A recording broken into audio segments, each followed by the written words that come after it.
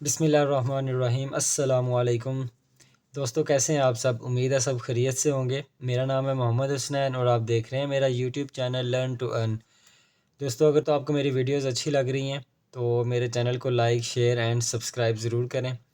दोस्तों, आज की जो हमारी वीडियो का टॉपिक है वो है interlocking of two magnetic contactors. दो मैग्नेटिक कॉन्टैक्टर्स की इंटरलॉकिंग किस तरह की जाती है वो हम आज की इस वीडियो में देखेंगे। दोस्तों, दो तरह की इंटरलॉकिंग होती है। एक हमारे पास मैकेनिकल इंटरलॉकिंग होती है और दूसरी इलेक्ट्रिकल इंटरलॉकिंग होती है। आज की जो हमारी वीडियो का टॉपिक है वो है इलेक्ट्रिकल इंटरलॉकिंग। ठीक है, इंटरलॉकिंग हम करते क्यों हैं? लेट्स सपोज हमारे पास दो सोर्सेज आ रहे हैं दो डिफरेंट मीटर से, लेकिन हमारा जो लोड है वो कॉमन है। हम चाहते हैं कि एट अ टाइम एक मीटर ही आगे लोड को सप्लाई दे, तो वहाँ पे हम दो जो मैग्नेटिक कंडक्टर्स होंगे उनको आपस में इंटरलॉक कर देंगे। उससे क्या हुआ कि एट अ टाइम हमारा एक जो मीटर है वो आगे लोड को सप्लाई देगा, उतनी देर दूसरा मीटर जो है वो ऑफ रहेगा।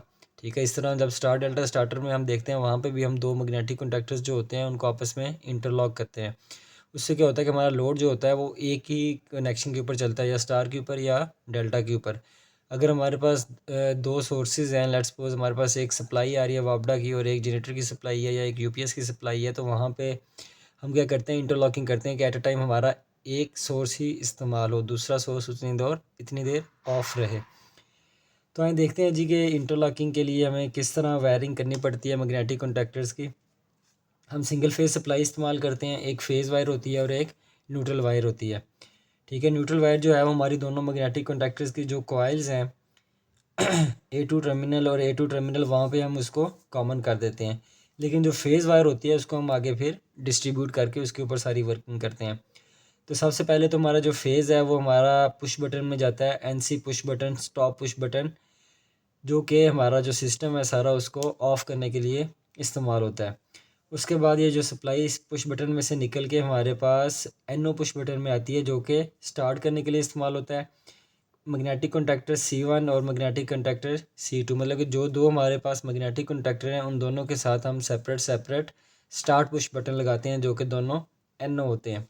ठीक है, उसके बाद सप्लाई निकल के हमारे पास जाती है जी मैग्नेटिक कॉन्टैक्टर के 2 के NC टर्मिनल पे। जो हमारा 2 नंबर मैग्नेटिक कॉन्टैक्टर है जिसको हमने 2 नंबर कहा है, मतलब कि जो सेकंड नंबर मैग्नेटिक कॉन्टैक्टर है उसके NC टर्मिनल या एक्सिलरी का जो कॉन्टैक्ट है उसमें से गुजर के, ये जो NC टर्मिनल है हमारे पास मैग्नेटिक कॉन्टैक्टर का, इसमें से गुजर के जो हमारा पहले वाला मैग्नेटिक कॉन्टैक्टर है उसके A1 टर्मिनल पे आ जाती है।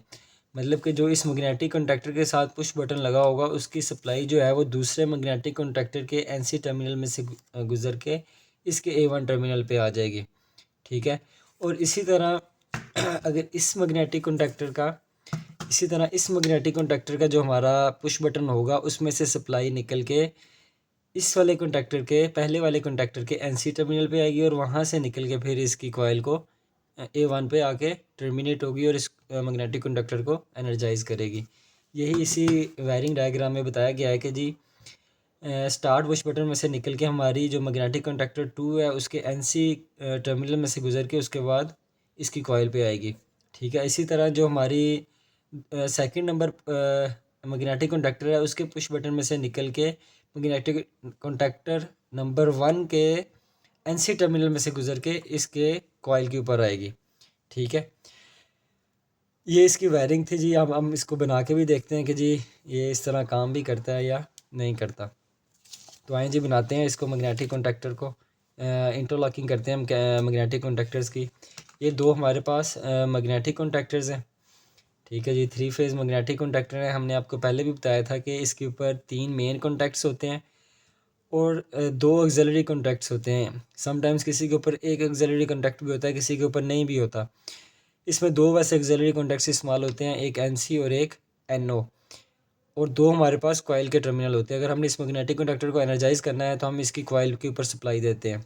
ठीक है, और ये दो जो हमारे पास ऑक्सिलरी कॉन्टैक्ट्स हैं, जब ये कॉइल एनर्जाइज होती है तो ये दोनों जो होते हैं इनकी स्विचिंग हो जाती है। जो ऑक्सिलरी कॉन्टैक्ट्स अगर नॉर्मली क्लोज NC कॉन्टैक्ट है तो जब ये कॉइल एनर्जाइज होगी तो वो ओपन हो जाएगा, और जो NO जो कि नॉर्मली ओपन है, जब ये कॉइल एनर्जाइज होगी तो वो क्लोज हो जाएगा। इस तरह हम इसकी स्विचिंग को इस्तेमाल करते हुए इसकी प्रोग्रामिंग सारी कर सकते हैं। उसके बाद ये हमारे पास एक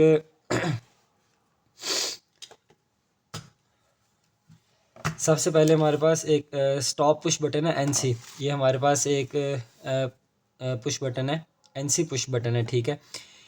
इसके एक पॉइंट पे हमारे पास मेन फेज़ आके लग जाएगा, हम अभी लगा भी देते हैं।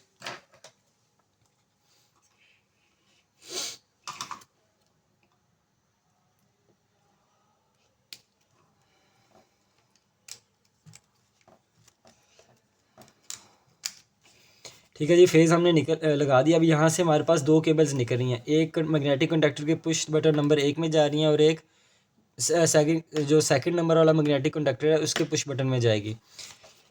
ये आप देख सकते हैं जी, एक हमारे पुश बटन में आ गई और दूसरे वाले पुश बटन में आ गई। ये हमारे पास दो स्टार्ट पुश बटन है जो कि NO पुश बटन है, ठीक है। अब इन दोनों में हमारी फेज़ सप्लाई इस पुश बटन से निकल के इन दोनों पुश बटन में हमारे पास यहाँ पे हमने केबल कनेक्ट कर दी है। एक यहाँ पे केबल कनेक्ट कर दी है हमने और एक यहाँ पे केबल कनेक्ट कर दी है। अभी हम एक पकड़ लेते हैं, उसके बाद फिर दूसरे को पकड़ते हैं। तो ये यहाँ पे हमारे पास फेज़ आ गया, ठीक है। अब यहाँ से सप्लाई निकल के कहाँ पे जानी है, मैग्नेटिक कॉन्टैक्टर 2 के NC टर्मिनल पे। तो ये सप्लाई हमारे यहाँ पे कहाँ पे चली जाएगी जी, मैग्नेटिक कॉन्टैक्टर, ये हमारा मैग्नेटिक कॉन्टैक्टर 2 है, इसके NC टर्मिनल पे चली जाएगी।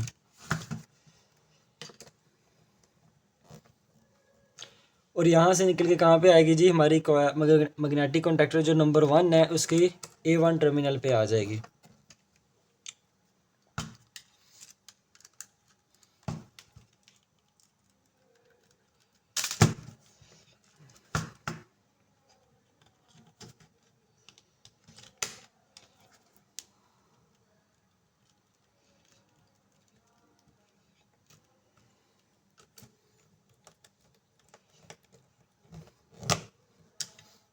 ठीक है जी, ये हमारी एक मैग्नेटिक कॉन्टैक्टर है जो उसकी वायरिंग हो गई है, ठीक है।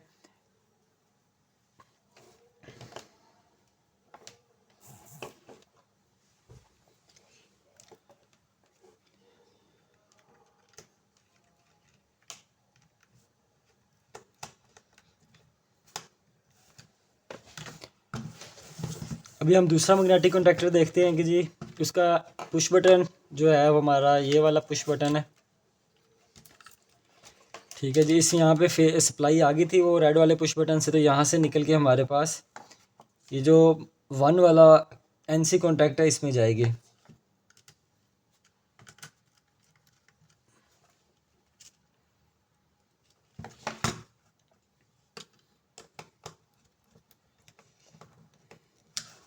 और यहाँ से सप्लाई निकल के हमारा जो मैग्नेटिक कॉन्टैक्टर 2 है उसके कॉइल A1 पे आएगी।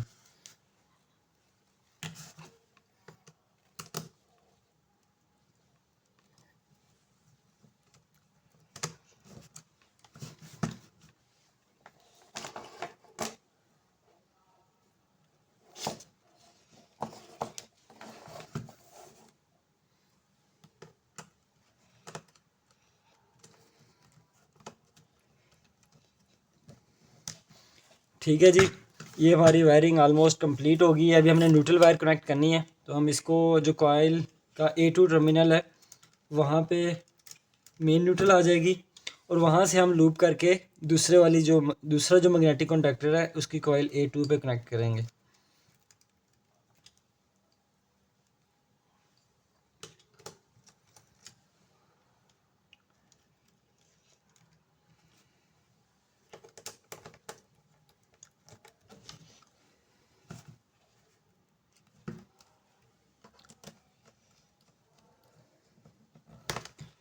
जी दोस्तों, हमारी वायरिंग जो है वो मुकम्मल हो गई है, ठीक है। दो हमारे पास NO पुश बटन है जो कि स्टार्ट बटन इस्तेमाल हो रहे हैं और एक हमारे पास NC पुश बटन है जो कि स्टॉप करने के लिए इस्तेमाल होता है, ठीक है। ये दो हमारे पास मैग्नेटिक कॉन्टैक्टर हैं।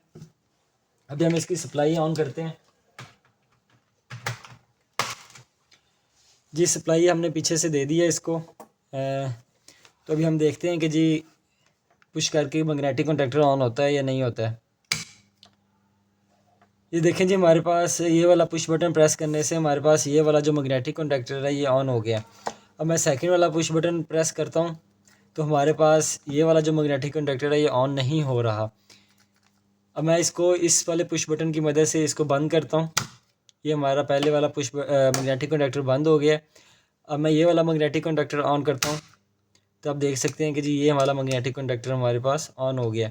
अब मैं पहले वाला दोबारा ऑन करता हूँ, यहाँ पे पुश करता हूँ, लेकिन वो ऑन नहीं हो रहा क्योंकि हमारे पास इंटरलॉकिंग हुई है, इलेक्ट्रिकल इंटरलॉकिंग हुई है, जो कि इस मैग्नेटिक कंडक्टर को ऑन नहीं करवा रही। अब हम इसको दोबारा बंद करते हैं, इसकी मदद से हमारे पास ये जो है ये बंद हो गया।